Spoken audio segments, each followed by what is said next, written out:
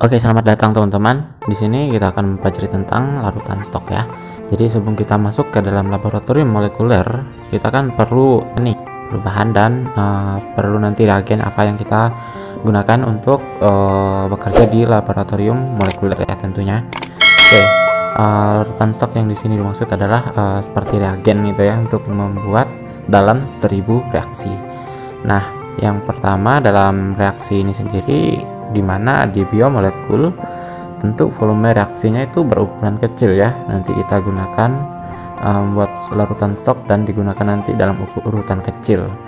Nah, agar lebih efisien dan tidak memerlukan prosedur pengulangan yang tidak perlu dalam penyimpanan, jadi larutan kimia tertentu yang tadi kita buat itu adalah sepanjang dapat disimpan lama ya. Yang kita harapkan itu bisa disimpan lama dan bisa digunakan lagi nantinya ketika sudah disimpan. Nah, larutan stok di sini sendiri di dalam biologi molekuler kita bisa lihat di mana banyak sekali ya. Yang pertama kita pakai yang amonium asetat, lalu bromopenol, CaCl, Herb solution, salmon sperma ya, lalu DDT, EDTA, dan banyak lagi ya. Seperti kita lihat list seperti ini. Nah, larutan stok ini yang kita lihat itu dapat digunakan dalam berkala, bahkan dalam beberapa reaksi ya. Tentunya kita harapkan di sini adalah 1000 reaksi. Oke, sebelum kita membuat larutan stok, kita harus menggunakan APD seperti ini. Penutup kepala harus lengkap, sarung tangan, jas lab, dan pastinya sepatu dan celana tertutup. Nah, dasar pembuatan larutan stok ini sendiri, mari kita lihat. Yang pertama kita harus paham yang namanya metode pengenceran. Yang kedua pencampuran, yang ketiga adalah pelarutan. Oke, perbedaan ketiga-tiganya ini memiliki perbedaan tertentu ya. Yang pengenceran itu kita mengencerkan sesuatu dari kadar yang tinggi ke kadar yang kita inginkan ya, tentunya yang lebih rendah. Lalu yang kedua pencampuran itu akan berbeda bahan kimia yang kita campurkan jadi satu yang dengan tujuan tertentu ya. Yang ketiga adalah pelarutan, di mana awalnya itu bahan kimia bersifat padat kita larutkan menjadi bersifat cair, namun konsentrasinya kita harapkan adalah 100 atau 100% gitu ya. Oke, mari kita lihat salah satu simulasi dari video ini.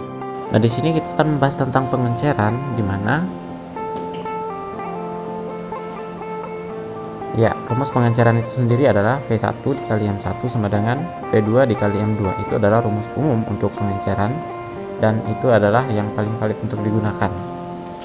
Oke, kita lihat dari kasus kita di mana kita ingin mengencerkan 100% alkohol ya, 100% alkohol menjadi 70% ya, 70% alkohol dalam air atau dalam volume akhirnya itu adalah 100 ml. Nah, dari kasus ini sendiri kita kembali ke rumus di mana kita masukin V1, M1, V2 dan M2-nya skala berkala ya, untuk nilainya masing-masing. Nah, untuk V1 karena V1-nya sendiri adalah yang belum kita ketahui, V itu volume, maka kita kasih tanda tanya. V2-nya itu sendiri adalah 100 ml karena itu adalah volume akhir yang nanti kita buat. M1 itu adalah 100 mol karena alkoholnya yang kita buat awalnya 100 mol, dan M2-nya adalah 70 atau 70 mol atau 70%. Nah, setelah itu kita akan memasukkan ke dalam rumus. Nah, tanda tanya dikali dengan N1-nya adalah 100 sama dengan 70 dikali 100 ya.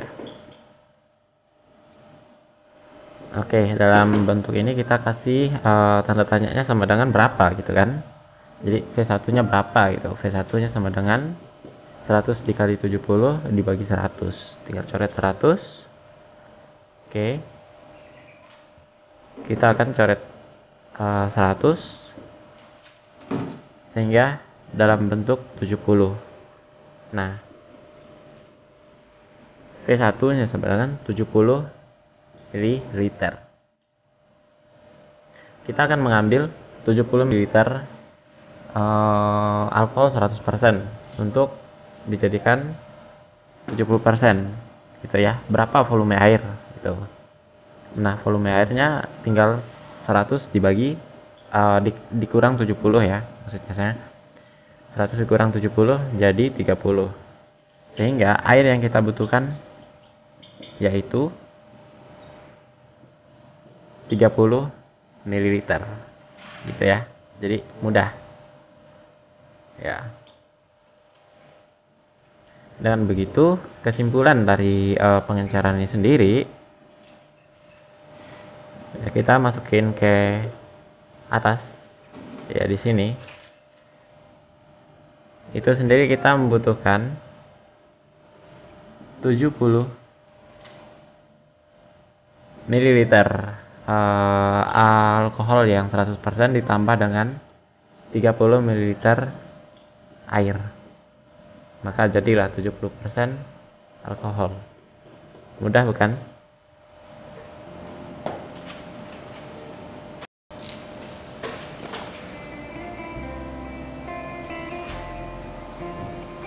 Nah, kalau sudah, kita lanjut ke pembuatan larutan stoknya. Yang pertama kita mau buat apa? Kita mau buat 1 mol CaCl ya. Oke, 1 mol CaCl ini kalau kita lihat dari struktur kimianya dia sederhana, tapi kita membuat dari 100 mol ke 1 mol atau benda padat ke benda cair. Pembuatannya seperti di dalam video ini. Oke, pembuatan CaCl dimana kita nanti akan membuat 1 mol gitu ya. Yang kita siapkan CaCl dalam butiran, air, dan gelas untuk mereaksikan. Nah, ini kita timbangkan terlebih dahulu. CaCl nya sebanyak 147 gram ya. Nah, setelah ditimbang, pastikan itu adalah sudah dinolkan. Jadi tadi sebelum kita timbang itu nolkan terlebih dahulu. Nah, selanjutnya kita ukur dalam gelas ukur air ya, sebanyak 1 liter air. Nah, pengukuran berkala sampai di volume 1 liter.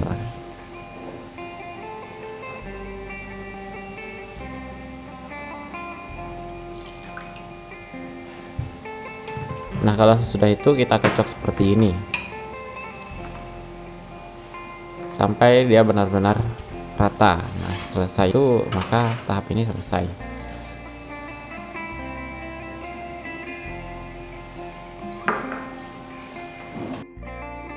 Oke, yang kedua larutan yang kita mau buat adalah formamide. Formamide ini sendiri memiliki gugus kimia seperti ini ya. Jadi ada karbon, hidrogen, dan nitrogen. Lalu yang lebih utama itu adalah oksigen yang nanti kita gunakan. Nah, cara pembuatannya seperti dalam video ini. Nah, ini tahap pembuatan formamide, dimana ini sendiri kita tambahkan sebanyak 50 ml ya formamide dalam 5 gram mixed bed resin ya. Jadi sudah kita timbang. Setelah itu sebelum kita masuk ke dalam tahap penyaringan seperti ini, kita menimbangkan dulu ya tadi. Kalau sudah kita ratakan atau aduk sampai rata. Nah, kalau sudah kita menggunakan kertas Whatman, menggunakan kertas filter Whatman untuk penyaringan seperti ini ya. Nah, dalam bentuk penyaringan diperhatikan baik-baik. Ketika sudah disaring maka sudah selesai. Oke, yang ketiga kita akan membuat bromopenol blue, dimana kita akan membuat 10% ya. Nah, untuk struktur kimianya seperti di bawah ini, dimana cukup komplit ya dan memiliki Johnsena. Untuk pembuatannya sendiri seperti ini. Lalu untuk pembuatan bromopenol blue, kita membutuhkan bahan yaitu air, bromopenol blue yang masih butiran, dan wadah ya, wadah untuk pencampuran. Nah, langkah pertama kita menimbang bromopenol blue-nya sebanyak 5 gram seperti ini. Lakukan liter dan pastikan itu adalah 0 gram sebelum kita masukin butiran bromopenol blue-nya. Oke. Kalau sudah, kita ngambil air sebanyak 50 ml menggunakan gelas ukur seperti ini. Pastikan itu adalah 50 ml dengan cara penggunaan alat ukur yang benar.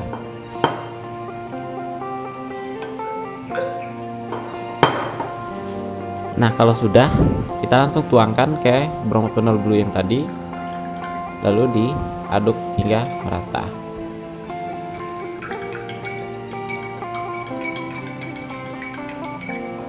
Nah, kalau sudah, ini siap untuk disimpan, oke ya. Oke, sekarang kita lihat dalam kelarutan dari NaOH. Kita akan membuat dari kita akan membuat 5 mol NaOH, dan kalau kita pahami struktur NaOH memiliki ikatan kovalen dan ikatan ion, dan itu sangat menentukan dalam pengenceran ya, pelarutannya nanti. Nah, caranya seperti ini. Oke, membuat larutan NaOH seperti 10 mol, kita menggunakan gas beker yang cukup ya. Jadi sediakan air dan larutan NaOH-nya. Nah, di sini kita perlu menimbang terlebih dahulu NaOH sebanyak 200 gram, lalu masukkan ke dalam 450 ml air. Nah, setelah itu kita aduk seperti ini sampai dia rata.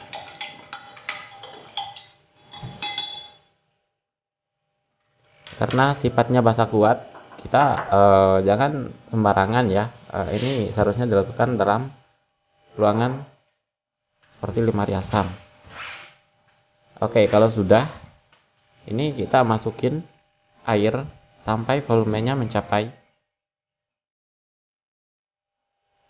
500 ml seperti ini, dan aduk.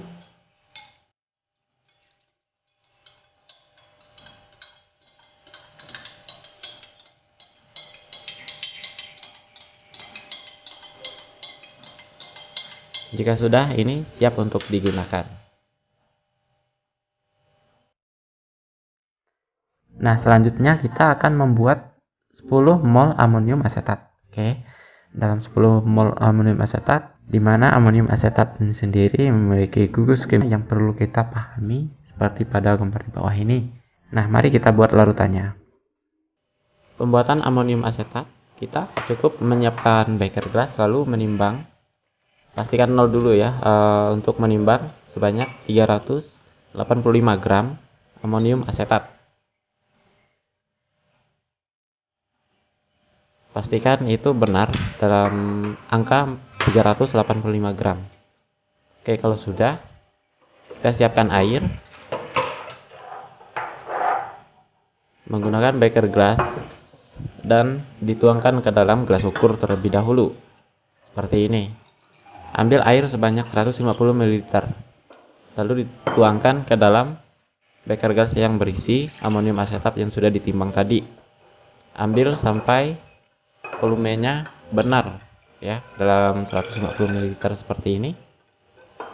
Diukur secara jelas. Oke, kalau sudah kita tuang.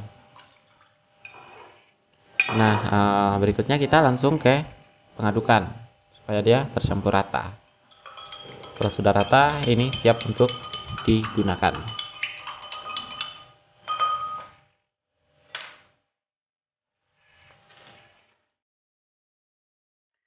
Oke, ini mungkin dalam simulasi video yang terakhir kita akan membuat yang namanya ETBR. Nah, ETBR ini sendiri memiliki rumus kimia seperti ini, dimana dia lebih komplit cincin bensenanya, gitu ya. Terkait dengan penggunaan ETBR nanti kita akan jelasin lebih lanjut. Oke, ini yang terakhir dalam simulasi video, dimana ETBR, karena ETBR itu bersifat sangat karsinogen, jadi kita hanya mereview saja yang sudah jadi. Ini yang dibuat sebelumnya. Nah, dibuatnya ini dalam handscone yang double dan harus memastikan kesehatan yang erat. Mol EDTA. Di sini rumus kimianya seperti gambar di bawah. Ya, memiliki atom oksigen, hidrogen, dan nitrogen. Dimana kalau pembuatannya adalah yang pertama kita melarutkan 93,05 gram EDTA yang kita ambil. Jadi awalnya itu adalah EDTA padat. Nah, EDTA-nya sendiri merupakan campuran, ya, sudah dicampur oleh Na2H2O atau dinatrium dihidroksida. Oke, kalau sudah larut kita akan lanjut ke dalam titrasi. Titrasi ini fungsinya untuk larutan yang kita buat tadi, EDTA itu mencapai volume dan mencapai pH yang kita inginkan, dimana kita sendiri adalah pH-nya 8. Nah, hasil titrasi yang kita dapatkan ini kita tambahkan dengan air, ya, atau H2O sehingga mencapai volume 500 ml. Ini cukup komplit ya, karena pembuatannya lama, makanya saya buat seperti simulasi seperti ini. Nah, selanjutnya kita akan membuat 1 mol DTT. Pembuatannya yang pertama kita akan melarutkan, ya, 3,9 gram DTT dalam 20 ml air. Nah, kita akan membuat alikos seperti pengenceran jadi beberapa bagian, dan nanti kita akan simpan ke dalam suhu beku. Oke. Larutan yang tak kalah pentingnya yang ini adalah asam hidroklorid. Nah, HCl ini sendiri dalam fungsinya banyak banget ya dalam biologi molekuler. Nah, cara pembuatannya ini pertama kita mengambil nih 913,8 ml air, dimana kita akan mencampurkan dengan HCl sebanyak 86,2 ml. Oke, kalau sudah kita aduk, dan inilah hasilnya akan mendapatkan 1 liter 1 mol HCl. Oke, selanjutnya kita membuat magnesium klorida, MgCl2, magnesium diklorida. Oke, di sini fungsi magnesium banyak banget. Selain dalam tubuh kita mendapatkan kesehatan yang lebih baik, magnesium juga memiliki peran penting dalam reagen-reagen kita gunakan untuk biologi molekuler. Nah, di mana MgCl ini sendiri dalam struktur kimianya dia berkaitan dengan atom klorida, dan pembuatannya seperti ini. Kita akan timbang dulu sebanyak 20,3 gram, lalu kita encerkan ya menggunakan air. Nah, setelah itu kita akan menambahkan air hingga volumenya mencapai 100 mikroliter, maka kita dapatlah 1 mol MgCl2 gitu ya. Oke, larutan yang berikutnya kita buat adalah 20 kali buffer SSC, dimana memiliki struktur kimia, dan yang kita lebih untuk penting dipahami itu adalah dimana dia memiliki rangkap-rangkap tertentu ya, karena ini berikatan, jadi dia hampir seperti lemak. Nah, strukturnya itu hampir seperti lemak dan dia belum membentuk ikatan kovalen. Nah, ini menjadi dasar penting juga kalau kita melarutkan dengan cara yang seperti ini yang lebih benar. Yang pertama, dalam senyawanya kita akan melarutkan 3 mol CaCl dalam stok untuk 1 liter. Itu kita butuhkan 175,3 gram ya. Begitu juga yang sitrat dan air, kita akan butuh seperti list berikut ini. Nah, ini tergantung stok yang kita perlukan, mau stok 1 liter atau stok 4 liter tergantung dengan jumlah. Nah, setelah ini kita akan lanjut ke dalam titrasi. Sudah kita masukkan sini, tadi kita titrasi menggunakan asam klorida yang tadi kita buat gitu ya, sehingga mencapai pH-nya yang normal atau 7. Nah, setelah itu baru kita tambahkan dengan air dengan jumlah yang kita inginkan. Misalkan stoknya 1 liter, jadi jumlahnya itu adalah kita tambahkan air sebanyak berapa banyak airnya untuk mendapatkan stok 1 liter begitu. Nah, larutan di biologi molekuler lagi kita akan membuat magnesium sulfat. Nah, magnesium sulfat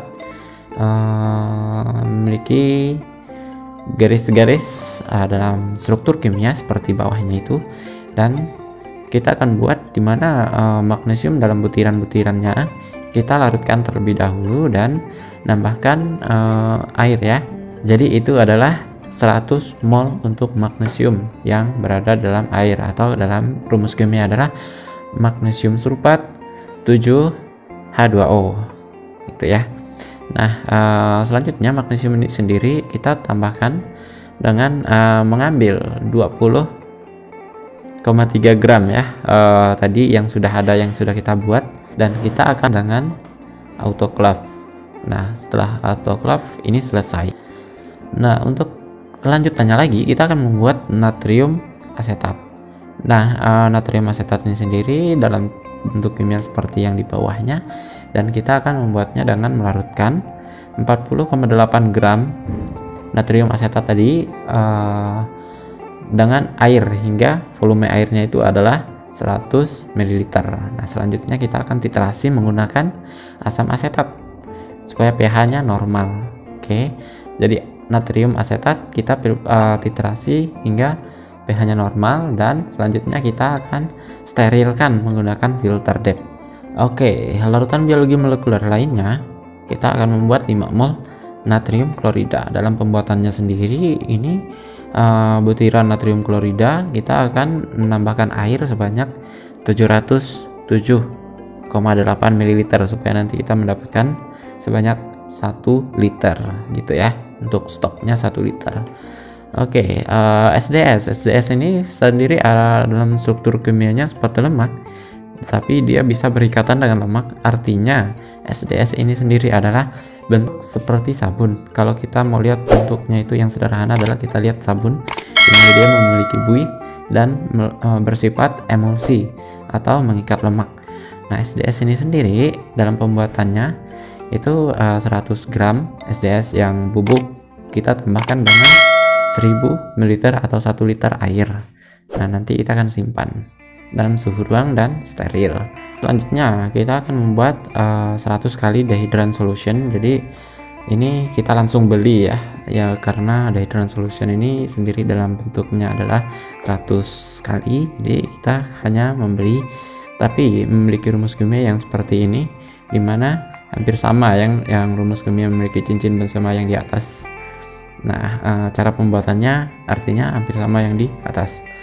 Oke, ini adalah DNA sperma salmon. Nah, ini sangat penting untuk dalam biologi molekuler, tentunya nanti akan pembuatan larutan stok ini dan penggunaannya tersendiri. Oke, DNA, kalau kita lihat struktur DNA ada timin, guanin, sitosin, dan adenin. Nah, itu sendiri adalah struktur pada DNA, dan saya sudah membuatnya juga dalam video. Silahkan lihat di pengantar 1 dan pengantar 2 yang di atas.